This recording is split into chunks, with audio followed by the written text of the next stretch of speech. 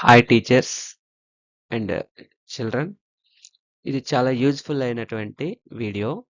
ఎలా అంటే ఇది మీరు టీవీలో, స్మార్ట్ టీవీలో కానీ ప్యానల్ టీవీలో కానీ వేసుకొని, ఇక్కడ డిఫాల్ట్ కలర్ ఉన్నటువంటి అక్షరాలు బ్లాక్, మిగిలిన కలర్ ఒకే కలర్ ఉండేటటువంటి అక్షరాలని అన్ని ఒక దగ్గర రాస్తే ఖచ్చితంగా ఒక పదం తయారవుతుంది.